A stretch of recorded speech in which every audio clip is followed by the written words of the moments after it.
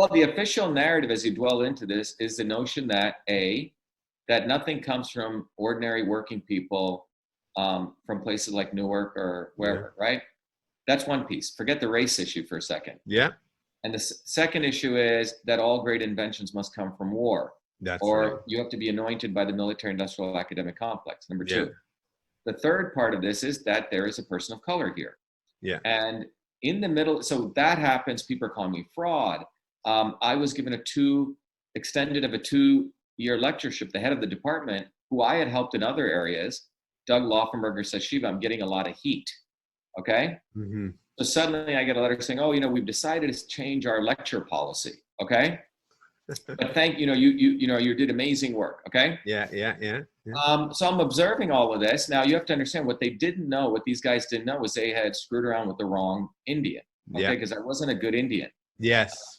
The Indian narrative is Gandhi, who basically sold out his people. Okay. He was part of the not so obvious establishment. He was parachuted in while there were real revolutionaries in India. So I had learned a lot of this. I understood why the caste system happened. What they didn't know for 30 years, in addition to being an inventor and a scientist, I was always a fighter. At MIT, there's a picture of me burning the South African flag on the steps of MIT. Yeah. I studied with a guy called Chomsky, who taught me about the fake news media, as we call it today. Yeah. Right. I had started a newspaper on campus called The Student. I didn't go and join the existing newspaper. We created our own and we raised hell. I had written a series of articles exposing Monsanto. I was in the middle of doing that.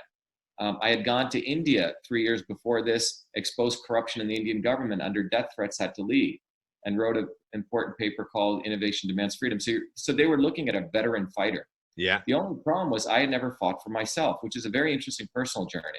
Mm-hmm. So it's easy, frankly, to fight for others, but when you have to say, wait a minute, but I had to put the hat on, Kirk, that I wasn't fighting for me, but for that 14-year-old boy who did invent email, and for all the other people who do great innovations outside the bastions of big universities, the military and big corporations. For them, you're a rogue. You can't be controlled. Yeah. Well, yeah, Philo Farnsworth was a young boy, 14-year-old boy, similar circumstances.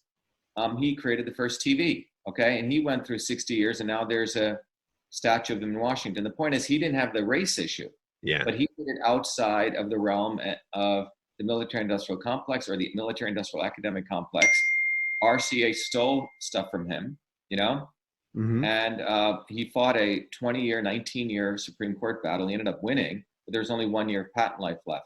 In my case, it's two issues. A, it was done before I came to MIT, and B, it was done by a dark-skinned Indian guy. Yeah. And Indian guys can shake their heads and maybe write software, but they do not get the credit for being great inventors.